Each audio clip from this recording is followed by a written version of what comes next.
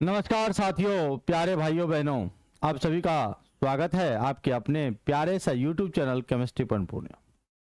साथियों, आज की क्लास में हम लोग क्लास 11th का ये क्लास स्टार्ट करने जा रहे हैं और क्लास 11th में परमाणु संरचना को हम लोग पढ़ रहे थे और परमाणु संरचना का अगला ये लेक्चर है, अगला ये टॉपिक है जिसमें हम लोग नील्स बोर का परमाणु मॉडल पढ़ेंगे। यानी देखिए, परमाणु मॉडल जो होता है अलग अलग वैज्ञानिकों ने दिया परमाणु मॉडल। सबसे पहले परमाणु के बारे में डाल्टन नाम का वैज्ञानिक ने बताया। डाल्टन साहब ने बोला कि परमाणु अविभाज्य है, यानी परमाणु को आप विभाजित नहीं कर सकते हैं। जैसे ही प्रोटॉन और इलेक्ट्रॉन की डिस्कवरी हुआ तो पता चल गया कि परमाणु के दो कण होते हैं। बाद में न्यूट्रॉन की खोज हुई थी। उसके बाद थॉमसन साहब अपने ये बोला कि अपने ये परमाणु मॉडल दिए तरबूज का, तरबूज जैसा मॉडल। बोला तरबूज जो है, जैसे आप लोग तरबूज खाए होंगे तो तरबूज में बीज होता है ना भाई, तो जहां जहां बीज होता है वो बोला पॉजिटिव चार्ज से स्फीयर है, तरबूज के जैसा है, बीच में जो पॉजिटिव चार्ज है उसका एक प्रकार का बीज है। फिर रदरफोर्ड आया। रदरफोर्ड साहब बोले कि परमाणु का जो अधिकांश भाग है वो खाली हो जाएगा। परमाणु का अधिकांश भाग क्या हो जाएगा? खाली होगा। सुनना अच्छे से, ध्यान से सुनना। परमाणु का अधिकांश भाग बोला कि खाली हो जाएगा। और जब परमाणु का अधिकांश भाग भाई खाली हो जाएगा, उसके बाद बोला परमाणु का जो केंद्र है, सेंटर, उस पर पॉजिटिव चार्ज होगा। और तीसरा बात उन्होंने कहा, यानी रदरफोर्ड साहब ने कहा कि परमाणु का केंद्र यानी कठोर होगा, घना होगा। ये बात आपको याद रख। आज हम लोग पढ़ेंगे नील्स बोर का परमाणु मॉडल। ये नील्स बोर का जो परमाणु मॉडल है ये किसके लिए लागू होता है? तो याद रखिएगा, नील्स बोर जो है वैज्ञानिक का नाम है। ये नील्स बोर है, वैज्ञानिक है, और इन्होंने 1913 ईस्वी में अपना परमाणु मॉडल दिया। और इसके परमाणु मॉडल में याद रखिएगा, नील्स बोर का परमाणु मॉडल जो है यूनी इलेक्ट्रॉन के लिए लागू होता है।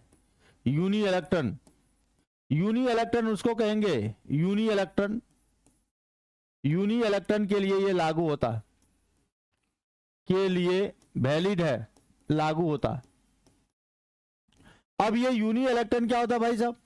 यूनी मतलब एक, यानी जिसमें एक इलेक्ट्रॉन होगा उसी को हम लोग यूनी इलेक्ट्रॉन कहते हैं। यानी जिस भी स्पीसीज में एक इलेक्ट्रॉन होगा उसको क्या बोलेंगे? यूनी इलेक्ट्रॉन बोलेंगे। यानी एक एग्जांपल मैं ले रहा हूं, हाइड्रोजन का नाम आप लोग सुने हैं।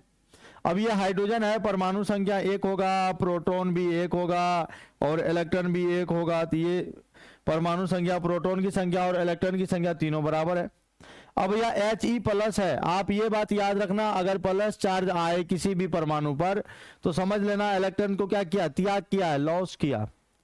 अगर कहीं माइनस चार्ज दिखे तो समझ लेना गेन किया, आया है, गया है। प्लस माने गया, गया, गया।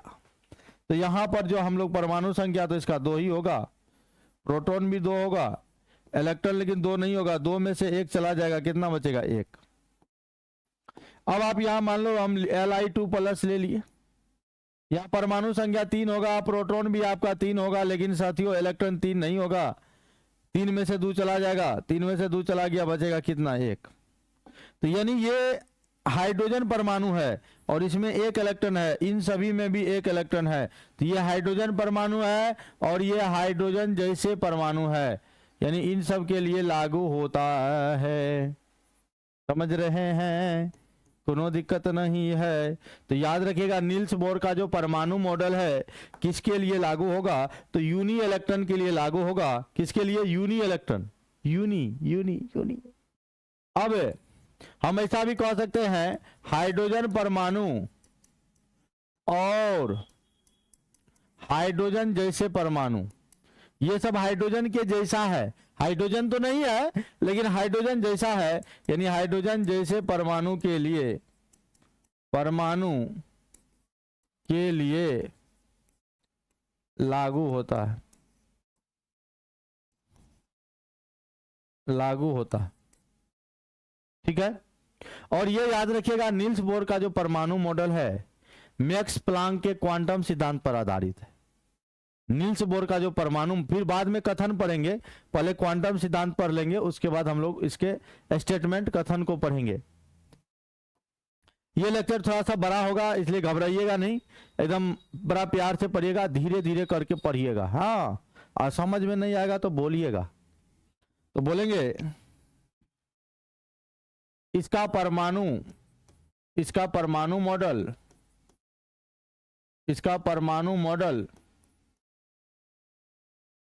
मैक्स प्लांक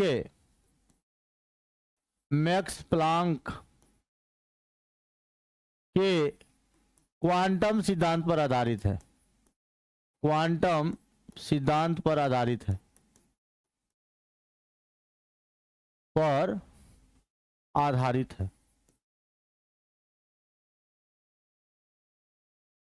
ठीक। अब अकॉर्डिंग टू मैक्स प्लांक, यानी मैक्स प्लांक के अनुसार देखो क्या होता भैया। मैक्स प्लांक के अनुसार नील्स बोर का परमाणु मॉडल थोड़ा सा बड़ा है, इसी में हम लोग वेग की गणना करेंगे, त्रिज्या की गणना करेंगे, थोड़ा सा बड़ा लगेगा, लेकिन घबराना नहीं है। जब तक हम हैं, चिंता नहीं करना है, टेंशन नहीं लेना है। टेंशन लेने का नहीं भैया, टेंशन देने का, समझ गए। टेंशन नहीं लीजिएगा आप लोग कभी भी, जब तक हम हैं टेंशन आपको लेना ही नहीं है, ठीक है। चलिए अब आगे बढ़ते हैं।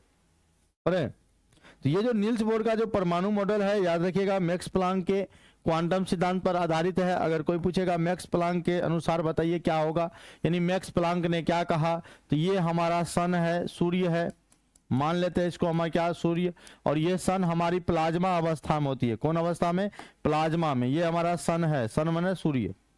और सन से बहुत सारा रेडिएशन निकलता, विकिरण निकलता, सन से बहुत सारा विकिरण निकलता। आपको लगता है ना कि अर्थ पर जो है सिर्फ एक ही प्रकार का किरण निकल आती है, जिसको हम लोग बोलते हैं दृश्य किरण, विजिबल रेज आती है। नहीं साथियों, और सन, हाँ यहां तक तो यही है, सन से 7-8 प्रकार के किरण निकलती है, रेडिएशन निकलता है। और हमारा एक ओजोन लेयर होता है बीच में, अर्थ से ऊपर होता है ओजोन लेयर। ओजोन लेयर उसको क्या करता है, अवशोषित कर लेता है। पढ़ेंगे इस टॉपिक को। ओजोन लेयर क्या कर लेता है, अवशोषित कर लेता है। तो सिर्फ कहता विजिबल रे तू जो तोरा जे छे जरूरी छो, धरती पर जत्ते भी इंसान छे सबके लिए तू जरूरी छी, एकदम सब एकदम भेज देता है, समझ रहे। तो भैया याद रखिएगा कि सन से जो निकलने वाला रेडिएशन होता है, रेडिएशन को हम लोग इंग्लिश में बोलते हैं विकिरण। तो सन से निकलने वाला जो रेडिएशन होता है, विकिरण होता है, वो बना होता है फोटोन का। इधर जितना भी रेडिएशन निकलेगा यानी विकिरण निकलेगा, ये विकिरण जो है ना भैया फोटोन का बना होता है। याद रखिएगा किसका बना होता है, फोटोन का। कोई पूछेगा कि सन से निकलने वाली विकिरण किससे बना होता है, तो फोटोन का बना होता है। कोई पूछेगा ये फोटोन क्या है, तो कहिएगा फोटोन जो है ऊर्जा के छोटे छोटे रूप है, यानी ये ऊर्जा के पैकेट है, ऊर्जा के छोटे रूप, छोटे छोटे पैकेट, ऊर्जा के छोटे छोटे पैकेट को ही हम लोग क्या बोलते हैं, फोटोन कहते हैं। यहां बात को समझिए, मैक्स प्लांक का थ्योरी क्या कहता है, मैक्स प्लांक का जो क्वांटम सिद्धांत है, ये क्या कह रहे हैं, ये कह रहे हैं कि सूर्य से जो हमारा सन है, सन से जो भी रेडिएशन निकलेगा वो फोटोन का बना होगा। किसका बना होगा साथियों, फोटोन का बना होगा। और फोटोन क्या होता है, तो स्मॉल पैकेट ऑफ एनर्जी होता है। ऊर्जा के छोटे छोटे पैकेट को हम लोग क्या कहते हैं, फोटोन कहते हैं। अब यहां से आप फोटोन का ऊर्जा आप निकाल सकते हैं।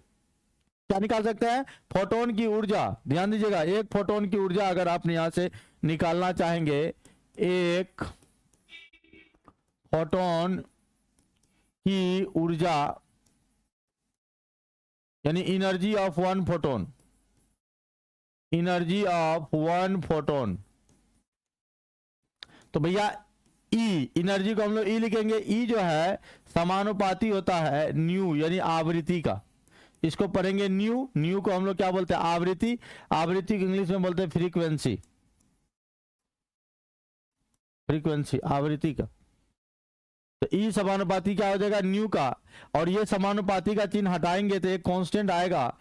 तो मैक्स प्लांक बोला एच लो, तो ई बराबर फॉर्मूला हो गया एच न्यू। ई बराबर क्या हो गया, बोलो एच न्यू। ई बराबर एच न्यू, इसको पढ़ेंगे न्यू, इसको पढ़ेंगे न्यू न्यू न्यू।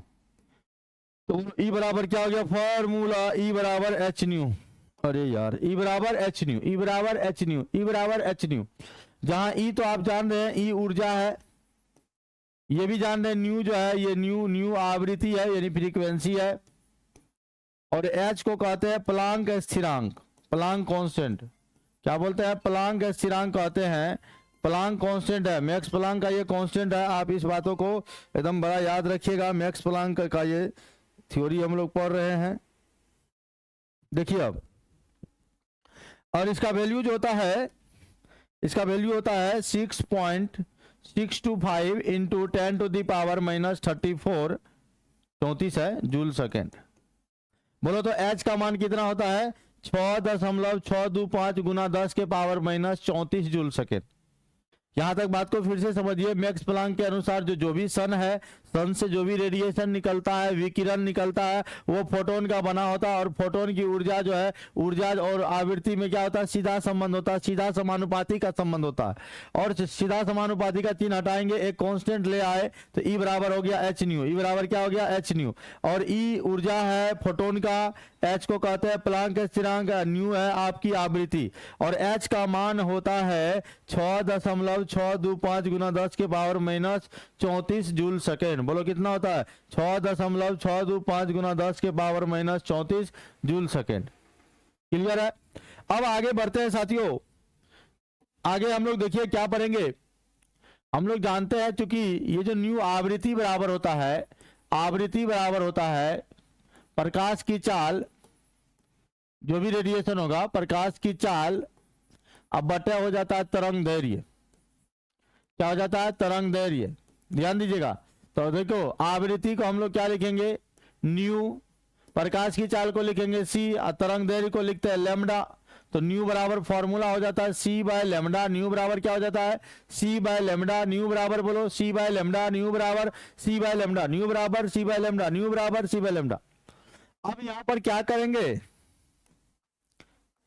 हम लोग? जो जानते हैं ई बराबर H C by lambda, E बराबर एच न्यू जान रहे हैं, तो न्यू के जगह पर हम लोग सी बाय लैम्डा रखेंगे तो एनर्जी का फॉर्मूला हो जाएगा ई बराबर H C by lambda. E बराबर क्या होगा? H C by lambda. एक और फॉर्मूला बताएं, ई बराबर एच न्यू। अगर आवृत्ति दिया जाए, ध्यान दीजिएगा, अगर आवृत्ति दिया जाए तो और ऊर्जा निकालने के लिए कहेगा तो ये फॉर्मूला लगाएंगे एच न्यू। अगर आपको तरंग दैर्घ्य दिया जाए तब ये फॉर्मूला लगाएंगे। अब एक एक करके जान लेते हैं कौन क्या है। उसके बाद एक और याद रखिएगा, यहां तो आप जान गए सी जो है, सी प्रकाश की चाल है, सी प्रकाश की चाल है। इसको मीटर पर सेकंड में लिखेंगे, इसका यूनिट, और इसका मान होता है 3 गुना 10⁸ मीटर प्रति सेकेंड। और ये लैम्डा को हम लोग बोलते हैं तरंग दैर्घ्य। लैम्डा को क्या बोलते हैं? तरंग दैर्घ्य बोलते हैं, वेवलेंथ बोलते हैं। और इसको आप नैनोमीटर में लिख सकते हैं, एंगस्ट्रॉम में लिख सकते हैं, हाँ पिकोमीटर में लिख सकते हैं, फॉर्मीमीटर में लिख सकते हैं, सेंटीमीटर में लिख सकते हैं, मीटर में लिख सकते हैं, एटसेट्रा एटसेट्रा। ये सब इकाई है तरंग दैर्घ्य का।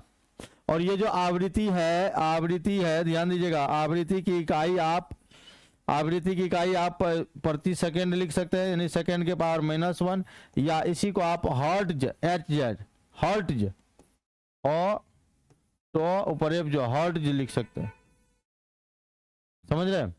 तो ये आप लिख सकते हैं, प्रकाश की चाल है, ये सी है, सब कौन क्या है मैं आपको बता दिया। अब इस पर आवृत्ति क्या है इसका परिभाषा देंगे, प्रकाश की चाल क्या है परिभाषा देंगे, तरंग दैर्घ्य क्या है परिभाषा देंगे, इसी लेक्चर में देंगे। लेकिन पहले एक क्वेश्चन कर लेते हैं, इस पर जो है क्वेश्चन भी पूछा जाता है। फिर से अभी मैक्स प्लांक का क्वांटम सिद्धांत ही पढ़ रहे हैं, अभी नील्स बोर का मेन पे आए नहीं है। एक हम एनसीईआरटी का क्वेश्चन लेते हैं, और आप लोग देखिए मेरे पास एक एनसीईआरटी है, और एनसीईआरटी साहब एक क्वेश्चन हम आपका बनाना चाहते हैं, आपकी अगर इजाजत हो तो मैं बनाऊं। कहता है किसी प्रकाश का तरंग दैर्घ्य, क्वेश्चन है किसी प्रकाश का तरंग दैर्घ्य, किसी प्रकाश का तरंग दैर्घ्य 500 नैनोमीटर है, 500 नैनोमीटर है। कितना है? 500 नैनोमीटर है। इसकी आवृत्ति तथा तरंग संख्या ज्ञात करें। इसकी आवृत्ति तथा तरंग संख्या ज्ञात करें। तरंग संख्या ज्ञात करें। पहला तो ये क्वेश्चन बनाएंगे, दूसरा एक और क्वेश्चन लिख लेते हैं, 2 क्वेश्चन बनाने के बाद हम आगे बढ़ेंगे। दूसरा क्वेश्चन लेंगे, दिल्ली प्रसारण केंद्र से रेडियो प्रसारण, दिल्ली प्रसारण केंद्र से, दिल्ली प्रसारण केंद्र से रेडियो प्रसारण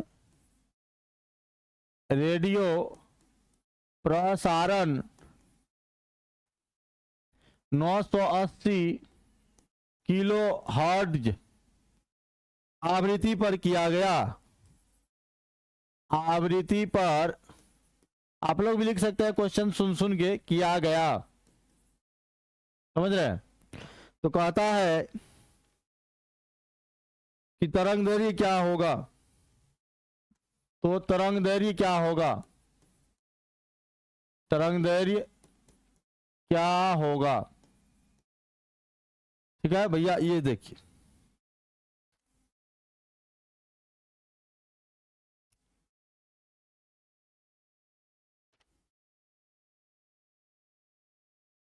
चलिए क्वेश्चन बनावे।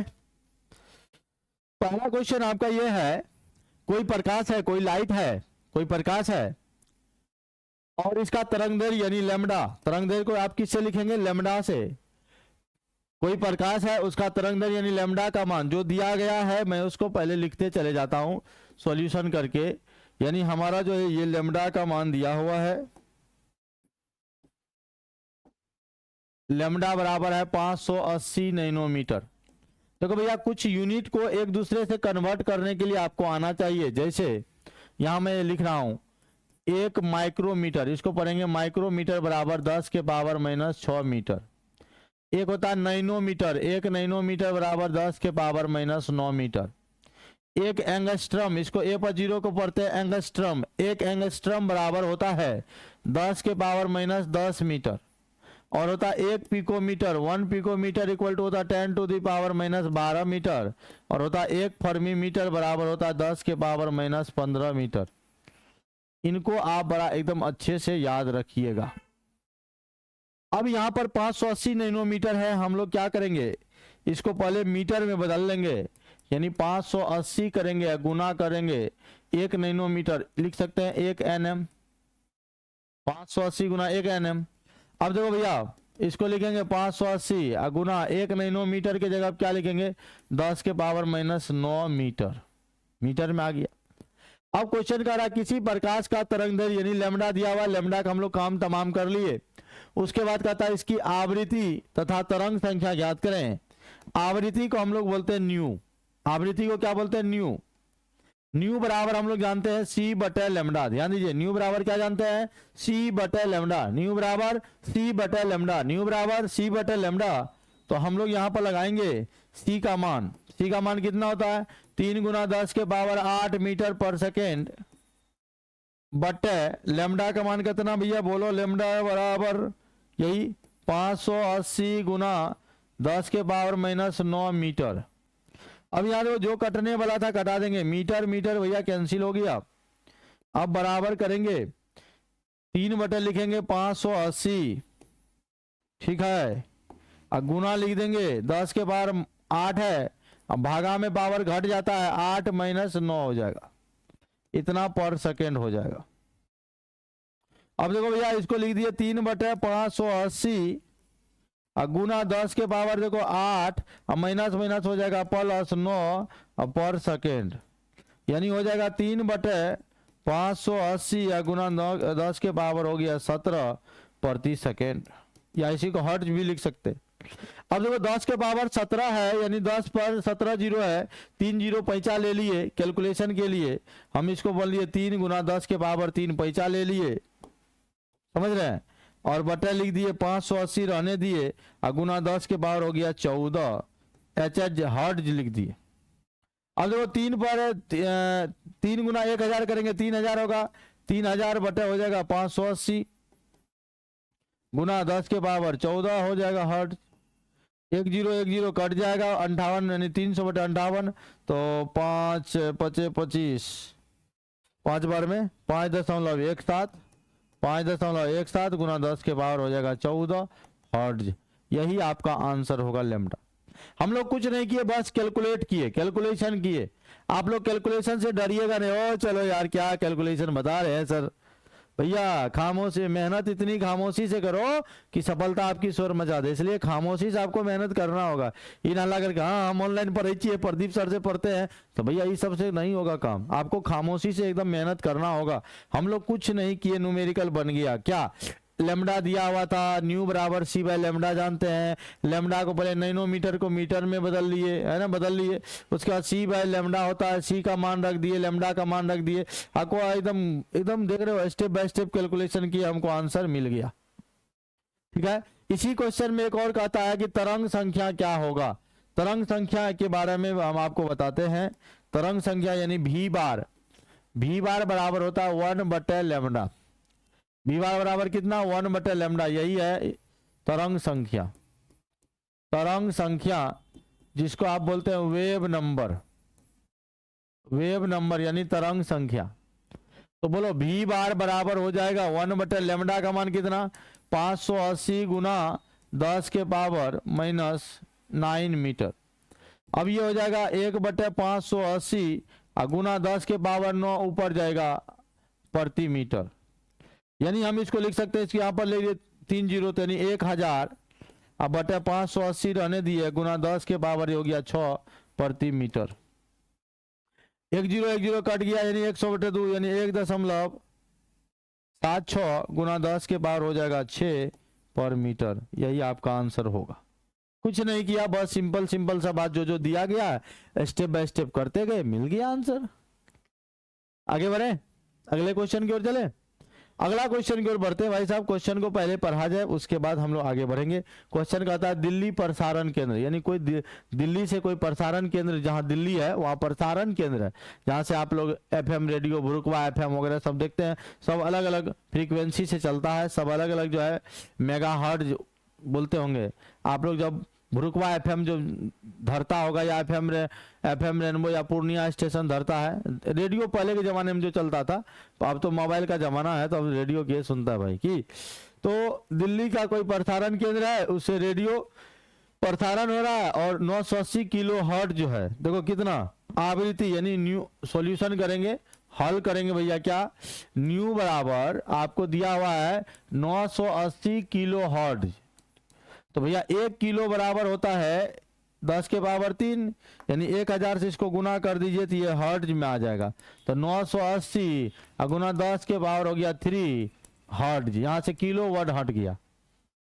तो आवृत्ति पर किया गया, यानी आवृत्ति दिया गया था। अब तरंग दैर्घ्य बताता है क्या होगा, तो हम लोग जानते हैं सी बराबर न्यू बराबर जानते हैं सी बाय लेमडा। न्यू बराबर क्या जानते हैं, सी बाय लेमडा। तो लेमडा को यहाँ ले आओ, लेमडा बराबर हो जाएगा सी बाय न्यू।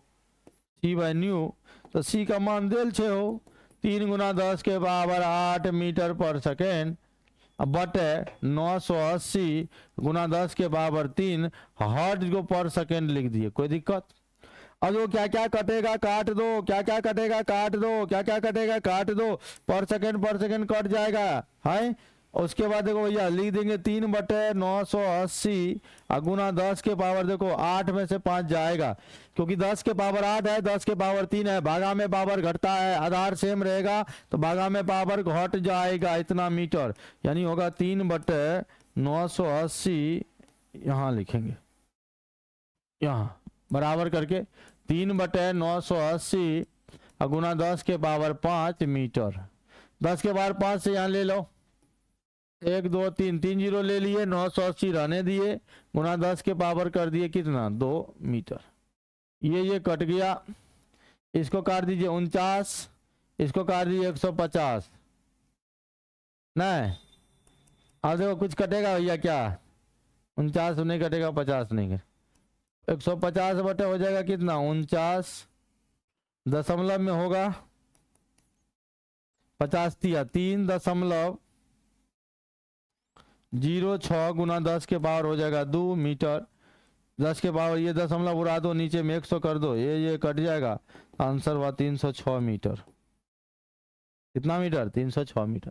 कुछ नहीं, जो दिया था न्यू का मान दिया हुआ था उसको हम कर लिए, फॉर्मूला पर बैठा दिए, आपका आ गया। मैंने 2 क्वेश्चन कराया, बताओ क्या क्वेश्चन और करोगे? क्या भाई साहब क्वेश्चन आप और करोगे? बोलो। याद रखिएगा, अगर पढ़ने में अगर मन नहीं, देखो भैया कहते हैं ना जीवन में दो लड़का, यानी दो लड़का लड़की जो है वही रास्ता नहीं भटकता है जो अपने घर की मजबूरी और पिता के जो है नसीहत को एकदम संभाल के रखता है। इसलिए आप लोग ईमानदारी से निवेदन है पूरा पढ़िए, अगर समझ में नहीं आएगा तो पूछिएगा, पूछने की आपको पूरी आज़ादी है सर। एक और क्वेश्चन करूँ क्या, रहने दूं? बताइए आप लोग। याद रखिएगा, ये मैक्स प्लैंक का क्वांटम सिद्धांत है सर, मैक्स प्लैंक का क्वांटम सिद्धांत है कि कोई विद्युत चुंबकीय तरंग जो है अति सूक्ष्म अनंत बृहद मान तक विकिरण ऊर्जा के सतत निर्माण में विश्वास रखता। अब इसको हम लोग आगे लेकर चलते हैं, आगे आपको दिखाते हैं कि आखिर तरंगदैर्घ्य क्या होता है। ये सब इसका एक लेक्चर बनाएंगे, लेकिन इसका और हम आगे बढ़ते ऊर्जा। तो एक फोटोन की ऊर्जा ई बराबर, ध्यान दीजिएगा, एक फोटोन की ऊर्जा, एक फोटोन की ऊर्जा आपका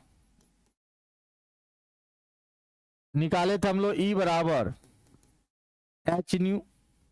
अगर 2 फोटोन की ऊर्जा होगा तो 2 एच न्यू। एन फोटोन की ऊर्जा होगा, एन फोटोन की ऊर्जा अगर निकालना हो, एन फोटोन की ऊर्जा निकालना हो तो ई बराबर होगा एन एच न्यू। ये तो एक और फॉर्मूला हो जाएगा, या नहीं तो ई बराबर एन एच न्यू बराबर सी बाय लेमडा। अब यहां से एक एनसीईआरटी में क्वेश्चन है कि फोटोन की संख्या ज्ञात करें, इसलिए हम लोग एन का मान निकालेंगे, कोना कोनी यहां गुना कर देंगे, होगा एन एच सी गुना 1 बराबर होगा ई गुना लेमडा। एन एच सी बराबर हो गया ई गुना लेमडा, हा एन एच सी बराबर ई गुना लेमडा। एन बराबर हो जाएगा ई गुना लेमडा बट्टे हो जाएगा एच सी। तो ये फोटोन की संख्या, इसमें इस फॉर्मूला पर एनसीईआरटी में 2.17 का क्वेश्चन है, एनसीईआरटी, ठीक है, पेज नंबर जो है ना 67 जो है 67 में आपको ये क्वेश्चन है, 2.17 का ये क्वेश्चन है, या 2.7 होगा या 17 होगा, इसमें खाली कंफ्यूजन है। 2.7 का क्वेश्चन होगा कि फोटोन की संख्या निकालिए, ऊर्जा दिया हुआ है 1 जूल, लेमडा दिया हुआ है, एच का मान जान रहे हो, सी का मान जान रहे हो, आराम से निकाल दोगे, नहीं निकाल दोगे कोई दिक्कत? तो ये मैक्स प्लैंक का क्वांटम सिद्धांत है। अब अगला लेक्चर में अभी देखिए हम क्या क्या आपको बताने वाले हैं। अगला लेक्चर में हम आपको यहाँ पर ये तरंगदैर्घ्य क्या होता है, तरंगदैर्घ्य क्या होता है इनको बताएंगे, फिर हम आपको आवृत्ति बताएंगे, यानी फ्रीक्वेंसी, आवृत्ति को बताएंगे। आवृत्ति हो जाएगा उसके बाद जो है और सारा चीज हम लोग देखेंगे यहाँ पर। तो आज के लिए इतना ही रहने दिए। जय हिंद, बाय बाय।